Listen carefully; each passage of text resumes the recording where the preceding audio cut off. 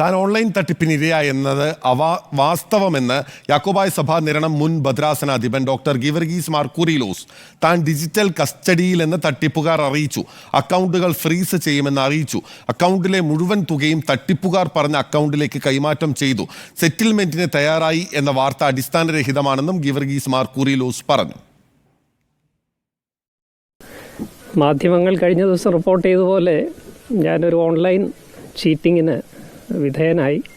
അതിൻ്റെ ചില വിശദാംശങ്ങൾ മാധ്യമങ്ങളിലൊക്കെ വന്നിട്ടുണ്ട്. തട്ടിപ്പ് നടന്നു എന്നുള്ളത് ശരിയാണ്. എന്നാൽ അത് സെറ്റിൽമെൻറ്റ് പണം അടച്ചു എന്നുള്ളത് ശരിയായ വാർത്തയല്ല. സെറ്റിൽമെൻറ്റ് പണം അവരെന്നോട് ആവശ്യപ്പെട്ടിട്ടില്ല, ഞാൻ കൊടുത്തിട്ടുമില്ല.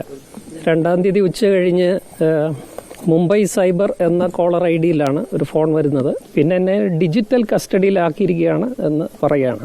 അന്വേഷണം തീരുന്നത് വരെ നിങ്ങളുടെ അക്കൗണ്ട്സ് മുഴുവൻ ഫ്രീസ് ചെയ്യും.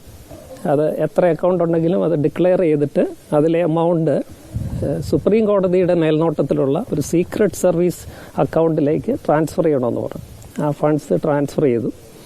2.5 ദിവസത്തോളം എന്നെ ഒരു ഡിജിറ്റൽ ഡിറ്റൻഷനിലാണ് with minimum freedom to move.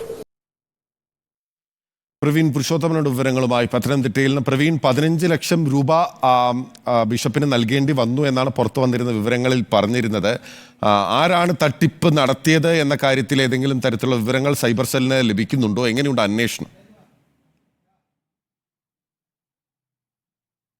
Binil, പ്രസ്തുത കേസുമായി ബന്ധപ്പെട്ട് പോലീസിന്റെ വിശദമായിട്ടുള്ള അന്വേഷണം ഇപ്പോൾ തുടരുകയാണ്. ഡോക്ടർ ഗീവർഗീസ് മാർ കൂറിലോസിനെ മുംബൈ കേന്ദ്രമായി പ്രവർത്തിക്കുന്ന ഒരു സംഘമാണ് തട്ടിപ്പിന് ഇരയാക്കിയതെന്ന് പോലീസിന് വിവരം ലഭിച്ചിട്ടുണ്ട്.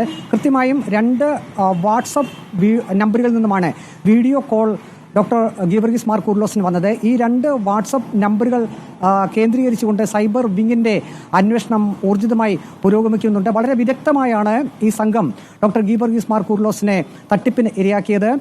മുംബൈയിൽ ഒരു കേസ് രജിസ്റ്റർ ചെയ്യപ്പെട്ടിട്ടുണ്ടെന്നും അതിൽ ഡോക്ടർ ഗീവർഗീസ് മാർ കൂറിലോസിന്റെ പേരിലുള്ള അക്കൗണ്ടിൽ നിന്നും കള്ളപ്പണ ഇടപാട് നടന്നു എന്നുമാണ് ഈ സംഘം ഫോൺ വിളിച്ച് ഡോക്ടർ ഗീവർഗീസ് മാർ കൂറിലോസിനെ വിശ്വസിപ്പിച്ചിരുന്നത്. ആദ്യഘട്ടത്തിൽ വീഡിയോ കോൾ വഴി സംസാരിക്കുകയും പിന്നീട് ഇത് സംബന്ധിച്ചുള്ള നിജസ്ഥിതി തങ്ങൾക്ക് അറിയണം എന്നുള്ളൊരു ആവശ്യമാണ് ഈ തട്ടിപ്പുകാർ ആദ്യം നടത്തിയത്. ആദ്യം ഈ വീഡിയോ കോൾ സന്ദേശം സംസാരത്തിൽ ആദ്യം വിശ്വാസം തോന്നിയില്ല. പിന്നീട് ഡോക്ടർ ഗീവർഗീസ് മാർ കൂറിലോസ് തന്നെ ആ ഘട്ടത്തിൽ പറയുകയുണ്ടായി, തനിക്ക് കേരളത്തിന് പുറത്ത് ഒരു ബാങ്ക് അക്കൗണ്ടുമില്ല, മുംബൈയിൽ ഒരു രീതിയിലും തനിക്ക് ബാങ്ക് അക്കൗണ്ട് ഇല്ല എന്ന് വളരെ വ്യക്തമായി മറുപടി നൽകി. അതിന് ഈ തട്ടിപ്പ് സംഘം മറുപടി നൽകിയത് വലിയ തട്ടിപ്പാണ് നടത്തിയത്.